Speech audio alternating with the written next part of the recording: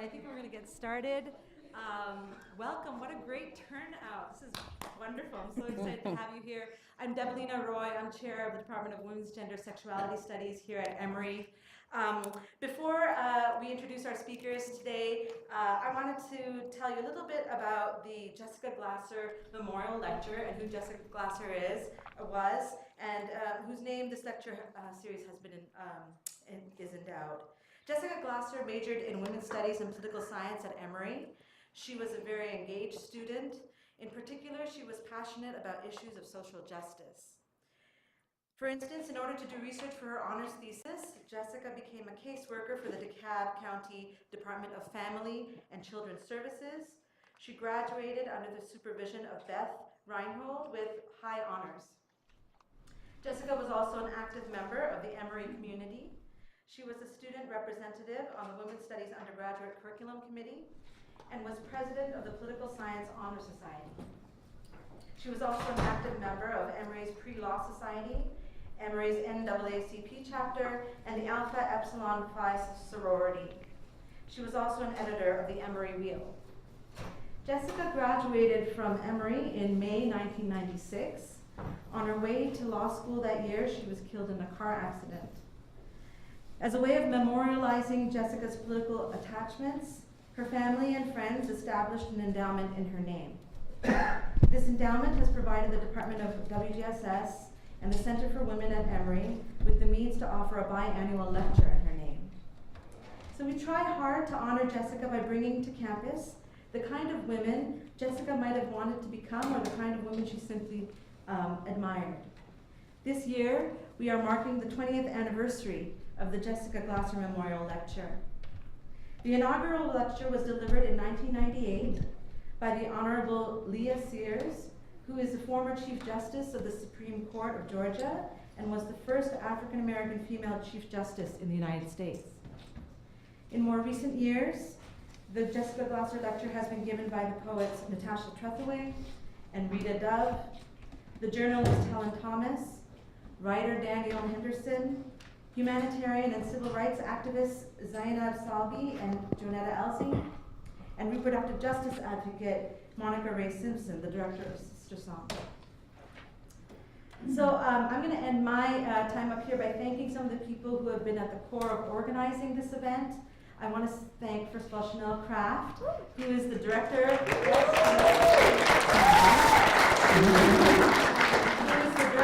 For the Center for Women, and also a WGSS PhD student who is about to defend her dissertation. I also want to thank Tia Williams, who's the program coordinator for the Center for Women at Emory. Both of them did most of the heavy lifting for this event to get it up and running, so thank you very much. And lastly, I want to thank Nima Oliver, who is our department administrator, and Kashira Baker, who's our undergraduate administrator, for overseeing the organization of the event. So many thanks to all of you. And now Tia is going to introduce our speakers for the evening, Monique and Chanel.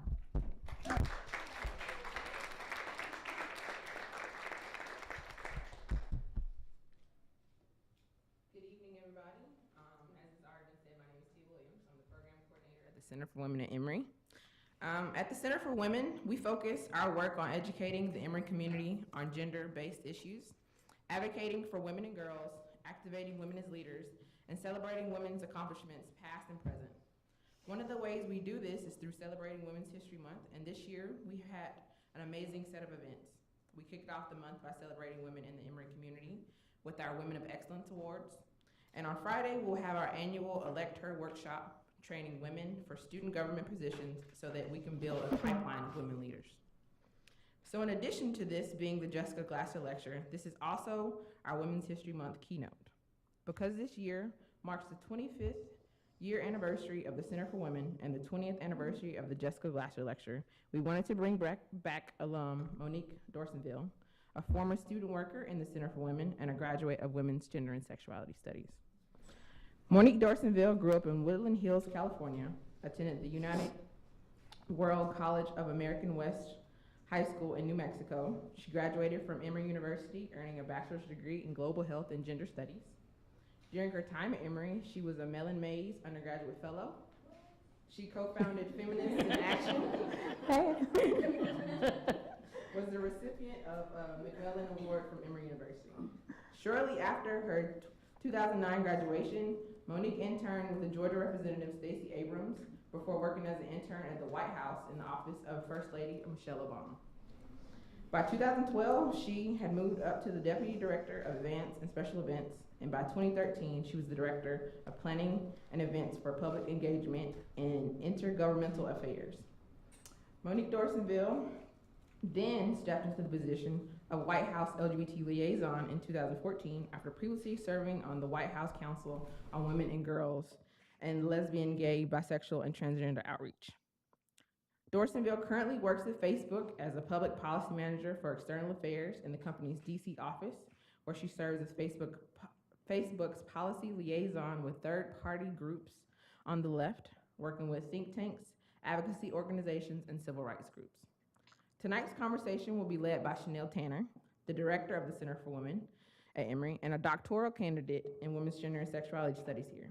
She sees herself as a scholar activist with the areas of specialization in U.S. third world feminism, hip-hop feminism, cultural studies, critical media literacy, and critical prison studies. Before handing it over to Chanel, let me quickly thank the members of Practice Student Leadership Board for their work in shaping tonight's conversation. Praxis is a unique leadership board that is housed in both WGSS and the Center for Women, and they have the charge of blending the theory and practice between our two offices. They consistently invite speakers that make us think critically about the direction of the women's movement and leave an impact on student leaders and organizers. Please give them a round of applause for their work on tonight's event.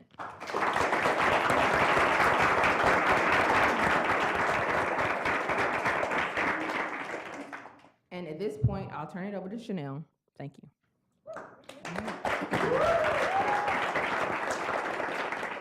So thank you all and welcome. I first want to apologize for my voice. The pollen is out of control, so I think somebody snuck and got me some cough drops. So I apologize if I have to pop one of these tonight. But can you hear me okay? Yeah. All right. So tonight we're going to have a conversation about what it means to rage from within, inside of institutions, and think a little bit more deeply about how we create change from the inside. We cannot talk about this particular historical moment without talking about activists pushing against structures and systems. We cannot talk about where we are today without talking about the influence of the movement for Black lives and the Me Too movement, which I would argue would not have happened without the Women's March that we saw last January. But we are also witnessing a record number of women and progressives who are running for office at all levels and going inside of systems to create change. We are realizing that we cannot do one or the other, but we need people on both the inside and the outside to create the futures we want to see. We need people who are leveraging the resources and the positionality of powerful institutions to make changes in the lives of many. So tonight we will speak with Monique Dorsainvil, who I think is doing that wonderfully. So Monique, I think about when I first met you. So me and Monique were taking a class together with Dr. Beverly Gottschalk in the department. She used to do some adjunct work here, and we were taking a class on global Black feminisms. Yeah. And it was very clear to me then that you could have done anything you wanted to do. I was so impressed by you then. But what inspired you to go into politics and policy work out of everything that you could have chosen to do? Well, first of all, I'm honored to be here. I want to thank you, Tia, Dr. Roy. This feels like a homecoming. This is so special to me. I'm so glad I get to spend the evening with you. And I'm really glad that we collectively get to lift up Jessica's legacy. I think it's a powerful one to really continue to elevate. As it relates to politics, so I did not have a father like Olivia Pope's who groomed me to be a politician from the time I was born. In fact, I grew up Probably a good thing. I think he fascinates me and scares me. Okay, I go both ways. I grew up in a single parent home in Los Angeles with my mom. and politics was not on the radar whatsoever. No politicians in my family. I went to a high school that was very political. It was called the United World College. There were 200 students from 90 countries around the world. And the idea was bring together young people from completely different cultural and religious backgrounds, and you really focused on conflict resolution. And so in my teenage years, we did a lot of protesting the IMF and the World Bank and structural adjustment programs. But even after all of that, I never thought of what a career in policy or politics could look like. It actually wasn't until I was here at Emory, and it was my senior year. I was in a gender studies course, and there was a service learning component that we needed to do. And so I'm like, okay, I got to find an internship, right before I graduate. I didn't really know how to do that. So I started looking online, and I think I was on idealist.org, and I found this are folks familiar? I found an organization called the White House Project. Sadly, it no longer exists due to funding, but their whole motto was add women, change everything. And so they helped women in college identify internships in the media space, in consulting, in the private sector, in government, in the nonprofit sector. And through them, that's actually how I became a legislative aide for Stacey Abrams.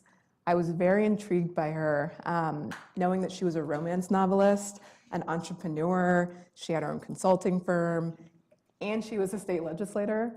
I'm very artistic, but I also really enjoy academia and politics. And so just watching someone fuse all of that together was really intriguing to me. And so after I worked for her, I literally watched her walk into rooms where she would run circles around older men who had been in the legislature for decades. They were there for way too long. She was oftentimes, I would say almost always, the smartest person in the room. And during my time at Emory, I was really an Audre Lorde evangelist. I was like, the master's tools are not going to dismantle the master's house. Like, it's not happening. And then, when I got to this institution and I watched what Stacey could do really with her voice and with her vote, that's what really got me, because she changed people's lives immediately, thousands upon thousands of lives. So it was actually while I interned for her as a legislative aide that President Obama and Michelle Obama, they were on the national landscape. This was 2008. And, Stacey, I said, should I put my hat in the ring for an internship? And she said, absolutely, and I will write your letter of recommendation. So Stacey Abrams wrote that letter. I applied to intern for Michelle Obama. I got rejected. But one thing for me, I was very clear. I knew that she was brilliant. I knew that something incredible was happening. They said no, but I still really wanted to work for Michelle Obama. Barack was brilliant, but I applied for Michelle. And so I applied again. And that second time around, it ended up working out. I got accepted to the program and moved to DC. And that changed the course of my life. Can you talk about your time working for Michelle? Because I think that's why we're all here, is because we know that you guys work for Michelle. And I know for myself, watching her as a cultural icon in the White House was incredible. But what was it like for you to be there with her and the slew of other women of color that came in that administration? So yes, the administration was sprinkled with black girl magic. Yeah. The First Lady, God, I don't even know where to start. The First Lady embodies integrity. She embodies leadership. I remember my first day for my internship. I got to the White House. I was wearing this big, oversized 80s jacket. It was my mom's with the shoulder pads. I walked through the gates, and that day they invited us for lunch in her office. She wasn't there, but I was still overjoyed just to be in a space that she had once been in. So I walked in and I looked around. There were photos of her family, of her daughters, and I just felt immediately that I was stepping into something that was larger than myself. And I knew that I was stepping into something that I would not understand immediately, and that it would take generations to really see the effects of. The White House as an institution still is a very patriarchal institution if we look at its founding. I think in a space like that, you really need good leadership. And the First Lady, Valerie Jarrett, who I later went to work for, who oversaw public engagement in intergovernmental affairs, they set that tone every day they were in that White House. And so you had young women like me who, typically you're just seeing a bunch of men in these leadership roles. It just set a different paradigm. I think it gave folks, women in particular, more confidence to speak up, more confidence to make sure that we were in rooms where decisions were being made. I would also say something I learned from Michelle Obama. Oftentimes, First Lady initiatives are kind of cast to the side. East Wing stuff, people see it as very soft, they don't do anything. Michelle Obama, I think folks remember her Let's Move initiative. That was an initiative that sparked the country and really made rounds around the world, right? And I think she was doing more than fighting childhood obesity. She was really looking at low-income communities with black and brown youth and thinking through how do we change generational health. Yeah, so right? I know, like, as a mom, I definitely saw Sesame Street no longer putting sugary commercials or something like that. There were all these initiatives that you can see on the culture side of how Michelle Obama was changing things. But we had breakfast this morning, and you talked about that being only part of what she was doing, that there was this policy stuff that she was doing that people didn't see. Can you speak more? So you're spot on. So one thing I loved about her, she wasn't afraid to go out of traditional spaces that First Ladies were supposed to be in. So she went on Sesame Street. She went on Jimmy Kimmel and did the mom dance, right? To really get people excited about these initiatives. But simultaneously, she had an entire policy team that was working with state legislators, mayors, and governors to push food policy on the state level. And so, while she was inspiring schools across the country to adapt these programs, she was also making sure that there was legislation in place so that kids from low-income communities had healthy breakfasts and lunch on a day-to-day basis. And that's the part that people didn't see. And I think that was part of her magic, because if folks saw that, a lot of folks on the Hill would have been threatened and tried to shut it down. So what do you think is the role of policy in enacting change? Because I am very much a culture person. So if I had all the money in the world, I'd be making movies and trying to think about how do we change people's imagination around things. But you're on the policy side. What do you see as the value of that? I see a symbiotic relationship between the cultural society shifts and the policy shift. I think of LGBT rights issues as an example.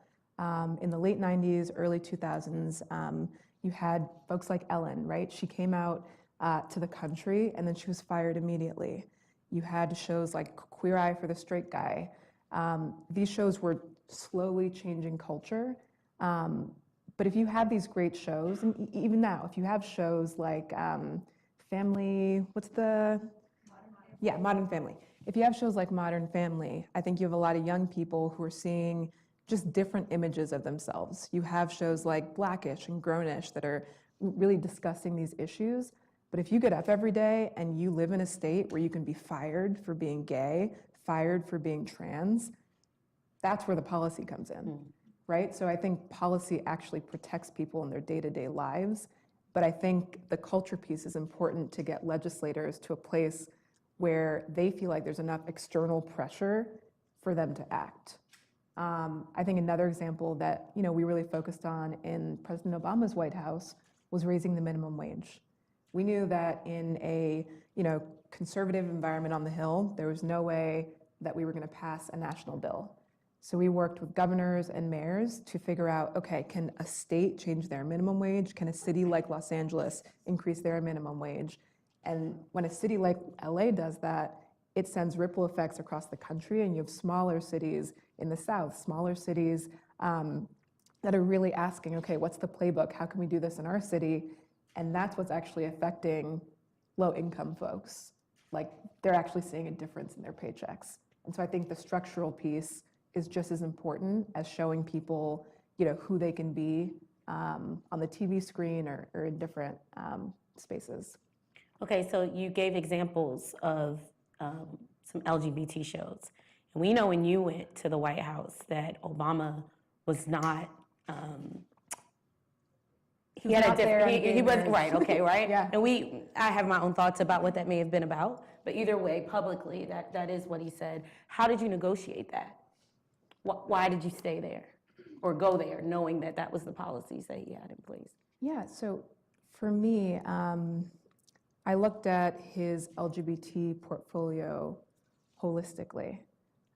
So I looked at, what protections does he have for LGBT staff, not only at the White House, but across the administration? Is he taking steps that are different from protections in the Bush administration, which he was? I looked at Don't Ask, Don't Tell. So when I started, this was in 2009, I started as an intern. In 2010, I worked as a staff assistant for Brian Bond, and he was responsible for moving the ball forward internally within the administration to get to the point where Don't Ask, Don't Tell was repealed. And so I sat in on conversations where we brought in stakeholders, right? And President Obama created an environment where he essentially created a social justice-oriented team within the White House that Valerie Jarrett ran. We had a liaison to the LGBT community, first ever in American history. We had a liaison to the Muslim community, a liaison to the disability community, every major constituency, especially communities that were underrepresented.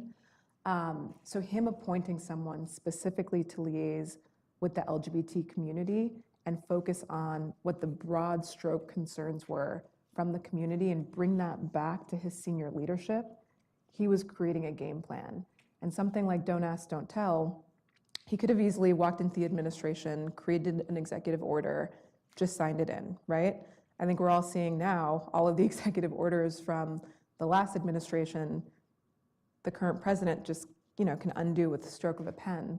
What I was most impressed by with Don't Ask, Don't Tell is that he went to the military.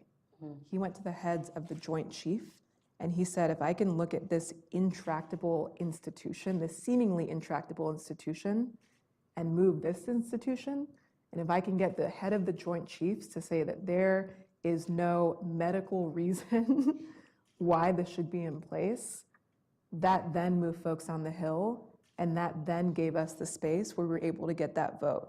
And now we're in a place where it can't be undone. And so, do I wish he would have been there sooner on marriage? Of course. But I look holistically at every other building block that he was putting in place. I think part of it, this is me projecting, this is me guessing. I think if he came out on gay marriage before he announced his presidency, with the tone of this country, I don't think he would have become president.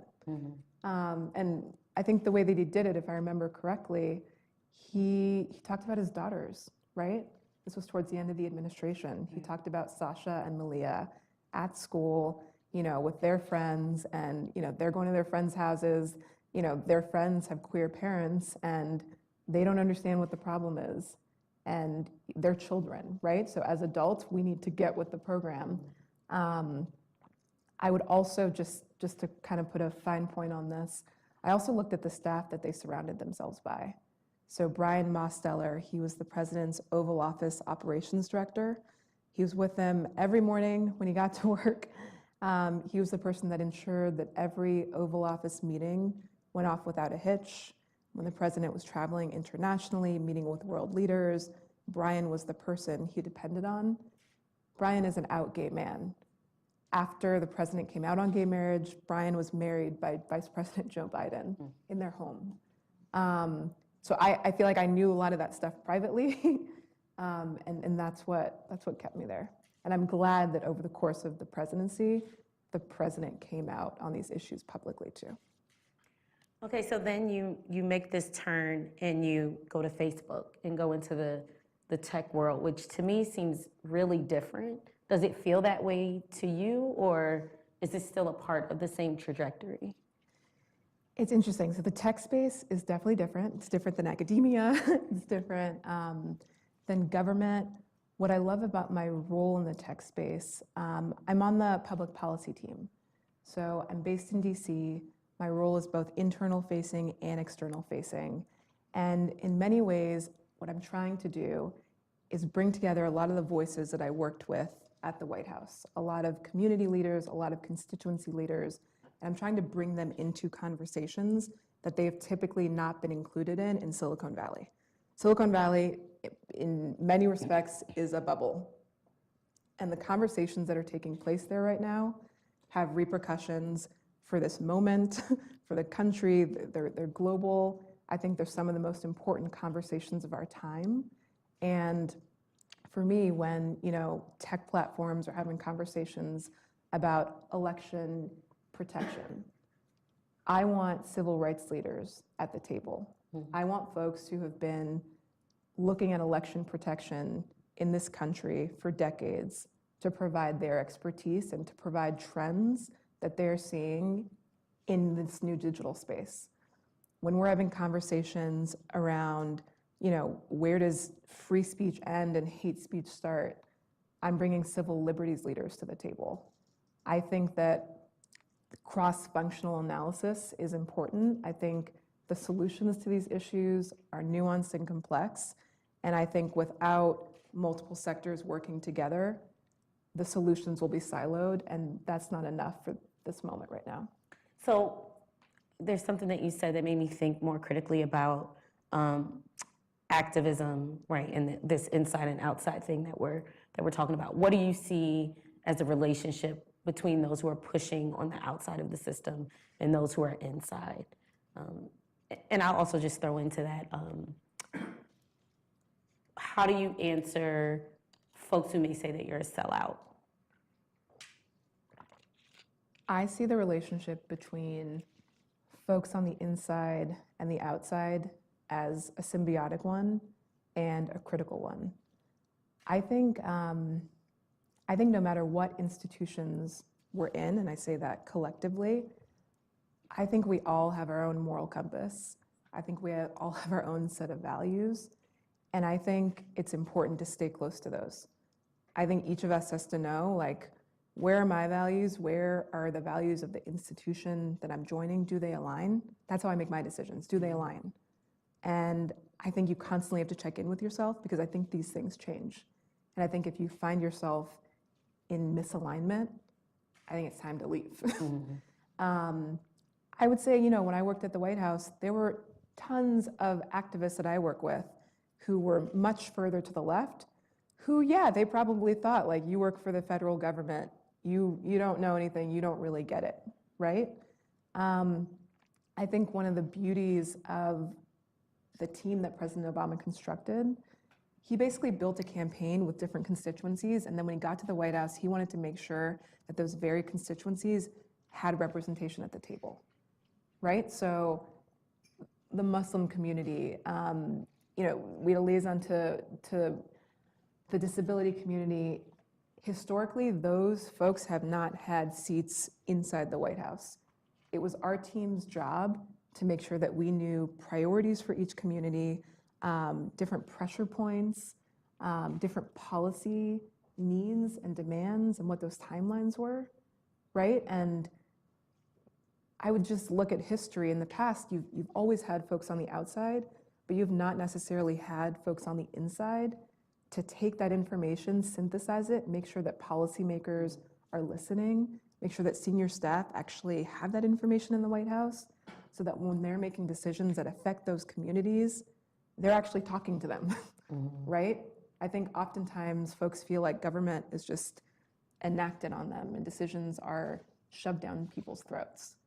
I think it's important to have folks on the inside and on the outside that are working together. You're not always going to agree, but I think it's important to have a space where you can come to the table, find points of connection, and then where you disagree, have an opportunity to explain why, right?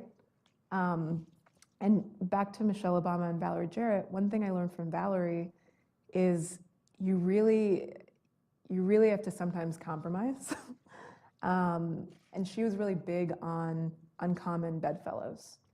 And so when you look at an issue like criminal justice reform, it would be easy to just work with folks on the left, but with a Republican Congress, you literally would get nothing done, right? So we worked with numerous Republicans, and I think if you look at an issue like criminal justice reform, they have different, there were some points where we had the same end goal, they had different motives.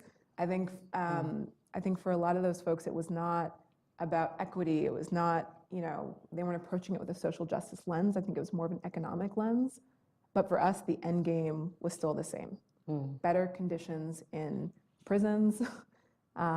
We focus a lot on sentencing disparities. Less Black and brown folks who don't deserve to be behind bars, right? And so I think that's something that I've taken with me to Facebook. That's something that I will take with me for the rest of my career. Knowing when to bring other voices in. Doesn't mean that you fold, but I think it's important to hear people out and find where there are points of intersection. So do you see social media as a space that kind of levels that, or I don't know, like kind of creates a space for both folks on the inside and the outside? Or what do you see as the role of social media in all of this? It's interesting. I was at a dinner with Congressman John Lewis on Friday, and he talked about Her life. No, that's very rare instances, very rare. He talked about what the civil rights movement would have looked like with the tools that we have now, right? Just having these lessons at our fingertips, having strategies travel across movements, right, instantly. You look at things, you talked about the Black Lives Matter movement, right? Started by Black queer women. And it's a movement that traveled, it was an idea that turned into a movement, started here and traveled around the world. In turn, you had the Women's March, you have the Me Too movement, you had the March for Science, you have the March for Our Lives. I don't think any of these movements would have taken off as quickly, would have had as much visibility and as much sustainability if it weren't for these tools. I think with social media, it's difficult. I think it's a two-sided coin. Yeah, that was gonna be my follow-up. Right? Was the flip side of that, right? It gives you so much power, right? And I think of communities that have not necessarily had the microphone. I think it equalizes for folks. It gives folks, anyone can pick up their phone and tweet, anyone can post on Instagram, anyone can Facebook Live. So I think it's beautiful in that regard, but I think the flip side is you see these tools really reflect humanity, and they reflect society. They reflect the good, the bad, the ugly. And so you see a lot of violence on these platforms, calls for violence. You see violent organizing. If you look at Charlottesville, you see hate speech. You see the prominence of hate groups. You have questions around how do you protect elections on these platforms, right? You have people texting text in your vote, you don't need to go vote, or the polls close at 2, right? You think? So I think you need checks and balances in place, but part of it is a lot of this technology is so new that laws are still catching up, right? So I think some of the questions that folks are asking is, where does personal responsibility stop? Where does the government's responsibility start? What is the responsibility for these platforms that are privately owned?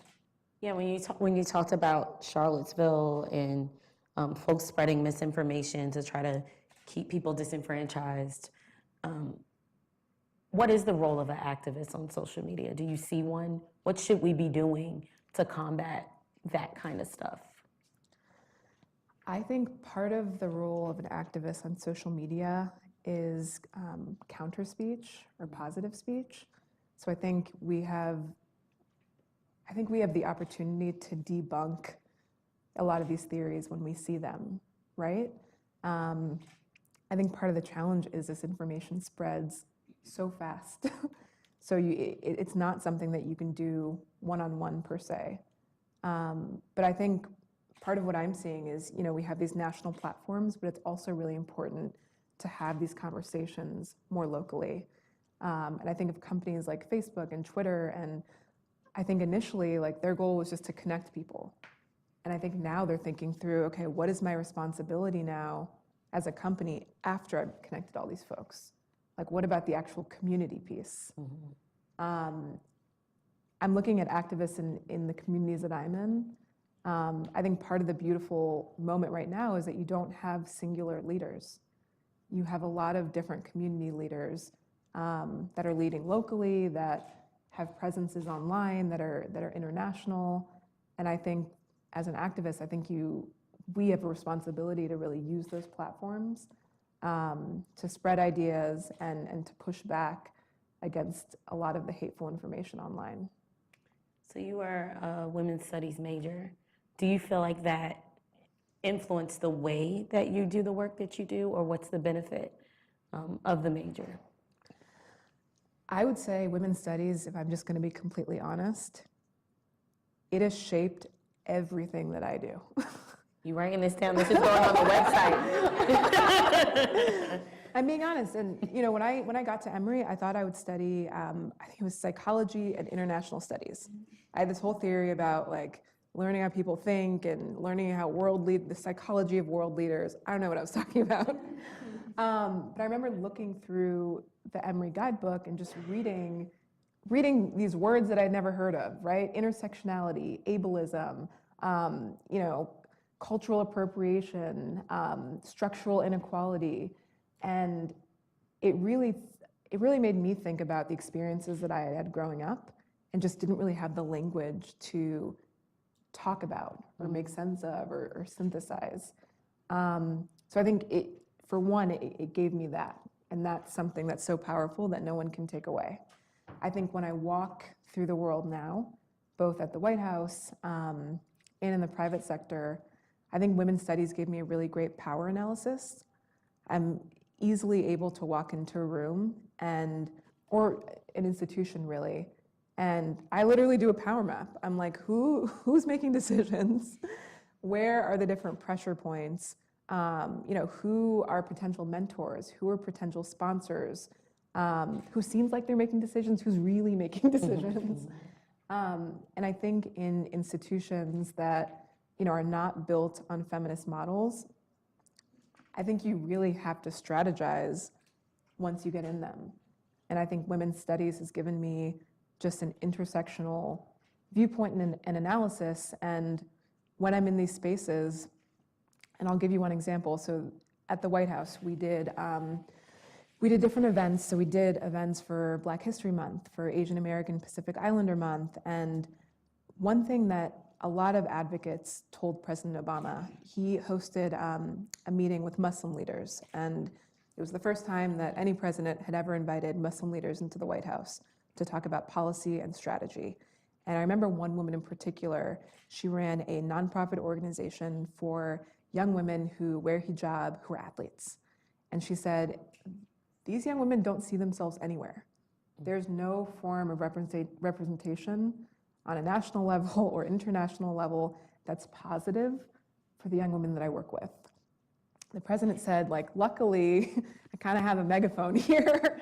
I can help with that, right? And so when we had our Black History Month event a few months later, it was a large gala. Typically, we have community leaders who come and introduce the president. And we usually tried to get folks that were local, folks who we worked with on policy, but we also tried to get young people. And so I found this really brilliant young woman.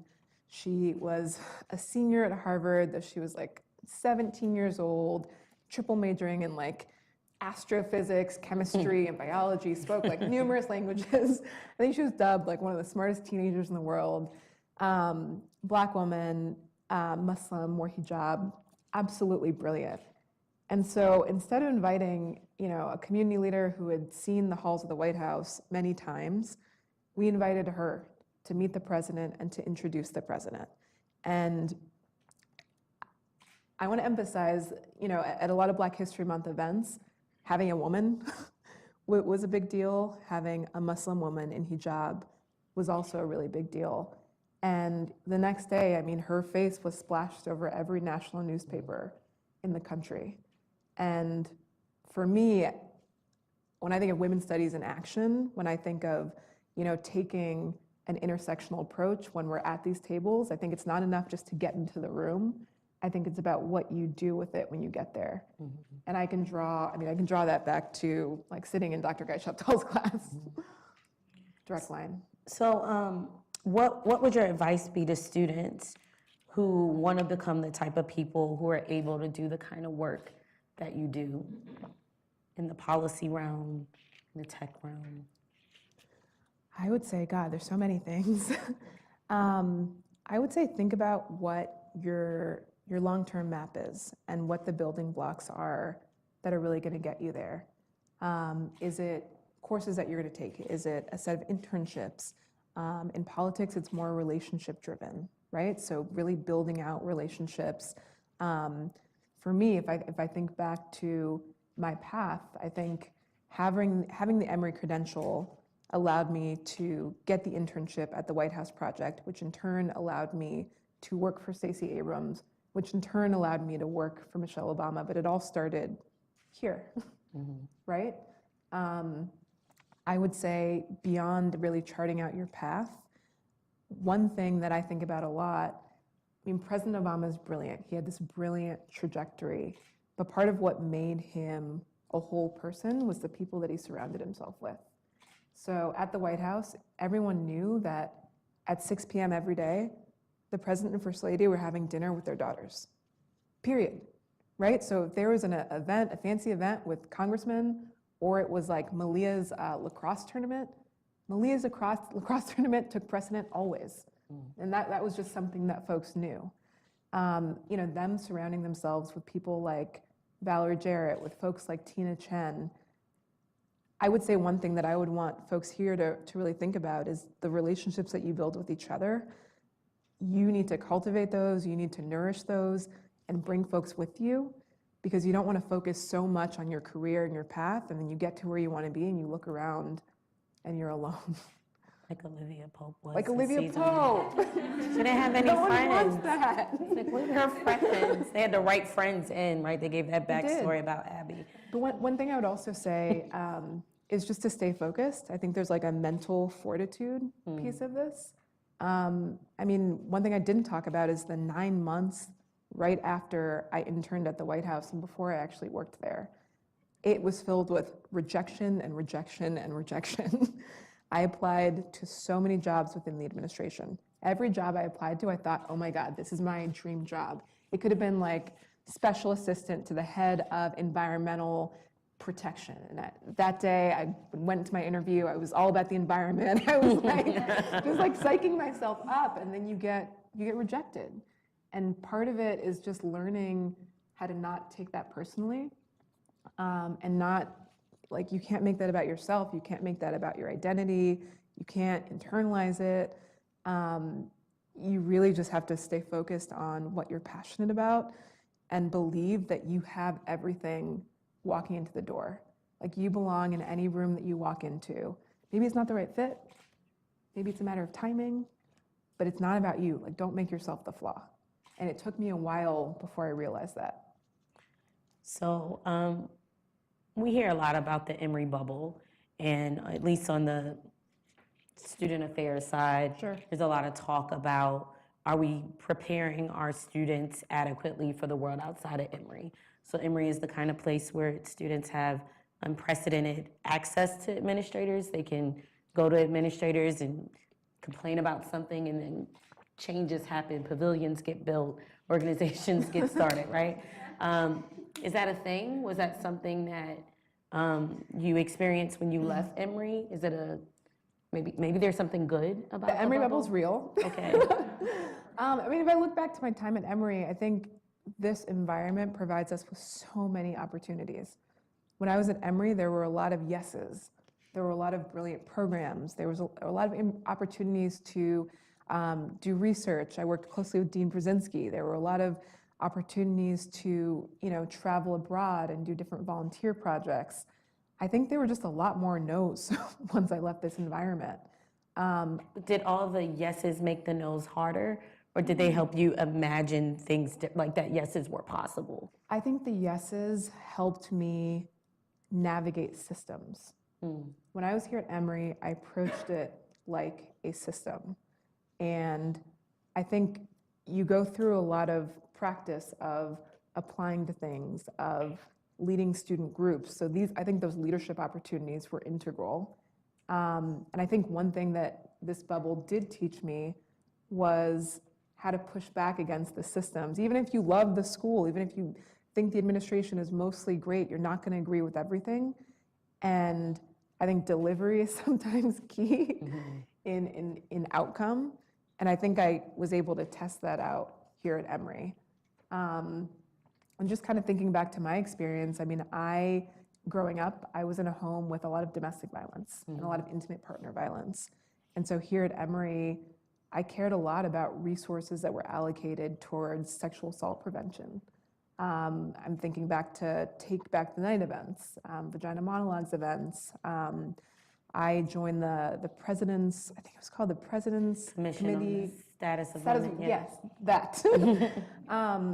But I joined that so that I could figure out what were the administration's goals and how could I translate what I was hearing from my peers, what I was hearing in, at the Women's Center, what I was hearing in Feminists in Action. How could I translate that to an administration level and actually see them moving the ball forward in a transparent way? So I think in many respects, this sort of inside-outside relationship, I think I first learned that here at Emory. I think that's a good place for me to stop my question. Yeah. So questions from the audience, please. I know you guys have questions.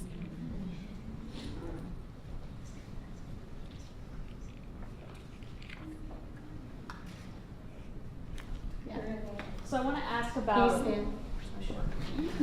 So I want to ask about working in systems that may be more oppressive, like the Obama White House sounds a little bit like a dream, and Facebook might also be, you hear varying things. But I wanted to ask about staying in systems that might be oppressive, and how do you kind of work through that to cause change? I think what are the sort of costs that you're willing to accept, and have you developed a framework for when do you make a move versus when you just sit back and say this is my responsibility?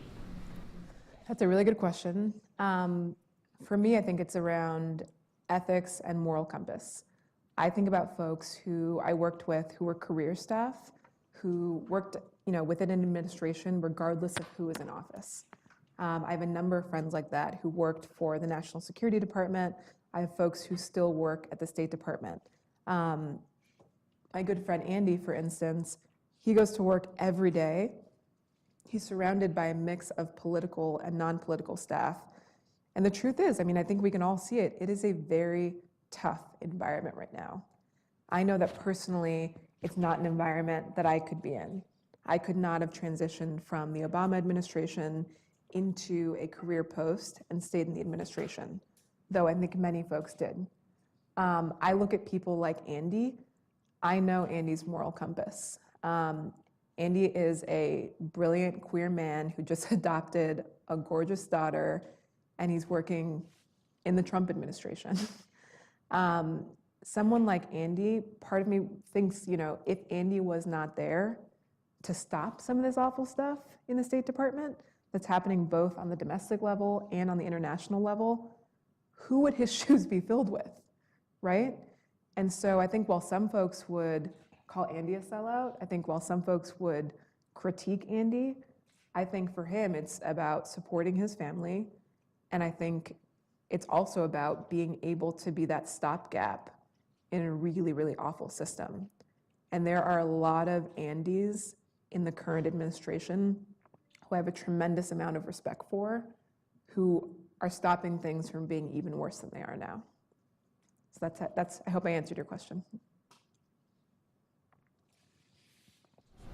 Please. You talked a lot about how the Obama administration strategically worked on a local or city and state level behind the scenes.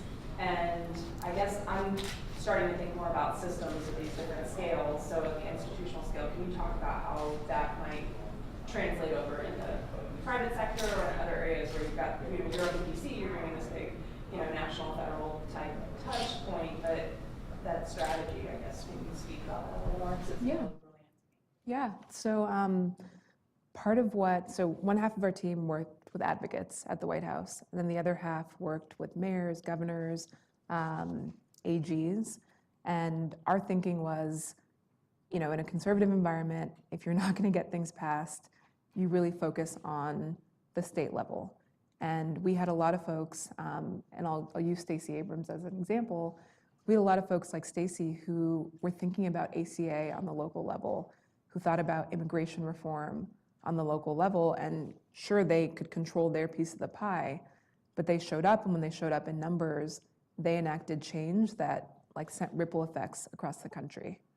I would say now, in my role at Facebook, my specific team is more federally focused, but we also have an entire team that's working on the state and local level. And a lot of it is around privacy laws, competition, antitrust. So a lot of the work is working with attorney generals who are thinking on a state-by-state level, how to keep citizens in their state safe. A lot of folks are concerned about cybersecurity, cyberbullying, and so part of what that team does is really take that incoming, analyze where Facebook can play a role, but I think it's really about keeping those channels of communication open. And I would say, just going back to the administration, one thing that struck me the most when we worked on the state level was just the disconnect between advocates and state leaders. So when we convened around gun violence prevention, for instance, we would do state-based convenings, and we would invite the governor, the mayor, whether they were Democrats or Republicans, we were there to serve the country. And we would also invite the gun violence prevention advocates from that state. And oftentimes, they'd never even met the leadership in that state. And they can give each other cover, right? The governor and the mayor, they need advocates to be out there so that they can take that back to the folks that they work with and say, hey, there is political pressure, we need to move this forward. And so I think the White House is unique in that way. The convening power we had, I think, is one of the most important things we were able to do. People would drop everything and show up at the White House in 24 hours to have a policy discussion. I would say in the private sector, it's a little different. The issues are different, and you don't necessarily have that convening power in the same way. But you're making me think, one other thing where I've really seen folks in the private sector come together is around immigration reform. And I think it's exacerbated at Facebook because Mark Zuckerberg has a real interest. He founded an organization called Forward.us that really focuses on immigration policy. But that's, what I've seen both at the White House and in the private sector is when companies come together en masse, whether it's pushing against anti-trans bills in states or pushing, for protections for dreamers, both legislators pay attention on the local level and folks pay attention on the Hill, because I think they're thinking about the economic incentives. So I think it's important from the private sector to be able to apply those pressure points to get things done. Can you actually say more about your role at Facebook and actually what you do? Yeah. I meant to ask that. So I work on the public policy team, and my role is to bring in... Is that new? The public policy team? No, but my role is newer. Okay, sorry. So Facebook is at a place where they want to bring in progressive community advocates into a lot of these conversations. And part of it is around the building community mission. So my role is to work with third-party organizations, specifically nonprofit organizations, advocacy organizations, and think tanks, and to bring them into the fold, into these conversations. I would say the internal part of my job, Facebook is a large company. There are things happening across verticals. There are over 20,000 people globally who work at Facebook. And so part of my job is to figure out, okay, what teams within the company are working to touch third-party organizations. So we have a social good team that focuses on social good products. So in a natural disaster, Facebook is a great matching app. They can match people to the Red Cross. They can match people, right? So thinking through different tools, tools like Town Hall. We have a whole civic engagement team. They focus on elections globally. They have a function on Facebook where you can learn who your state rep is, you can learn who your mayor is, you can learn who your state legislator is.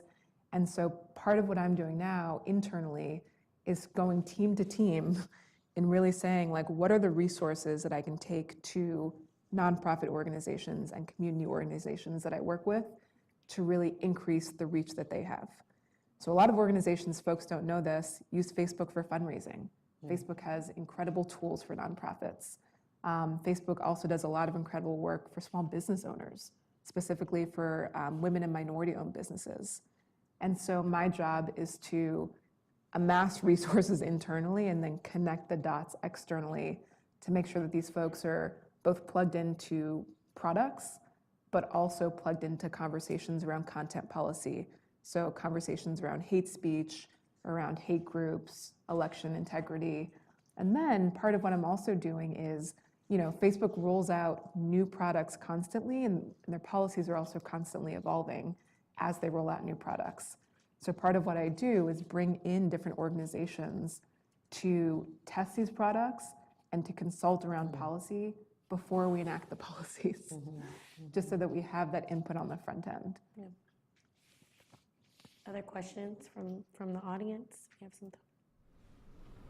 So you mentioned that you have a lot of respect for the people that still work in the current administration, and that it would be really hard for you, but what do you do now in terms of your political life, and how do you navigate kind of the current political climate and all the changes that have been going on? It's a very good question. So for me, I am very much so focused on the midterm elections. I think collectively we have a really big opportunity to elect leaders that we trust. I think it's a moment where we can really measure quantifiable action. And so I guess one example, about 2 weeks ago, I hosted a fundraiser for Stacey Abrams. I'm a Stacey Abrams evangelist, if you guys couldn't pick up on that. But I did it in my hometown in Los Angeles. And part of what I wanted to do was get different voices on board and get different influencers on board to really help elevate both her race and her platform. And this is something I learned at the White House, talking about different sectors working together. At the White House, if you took an issue like healthcare, generally folks were not going to come to the White House website and look up like ACA, how do I enroll?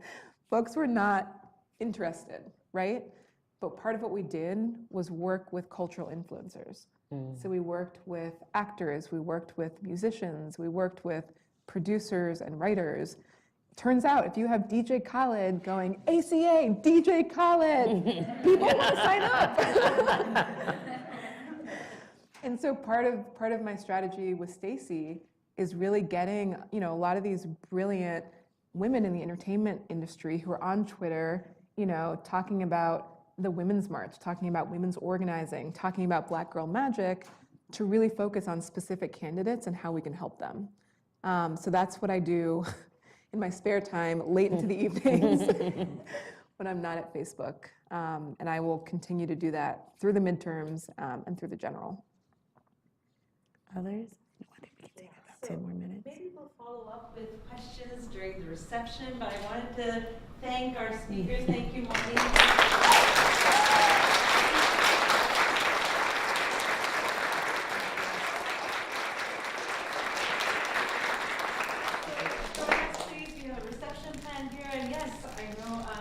Love to hear from you, and thank you for coming. It's amazing. Can we do one thing before we do the reception? I want to do a giant selfie. I want to put that online.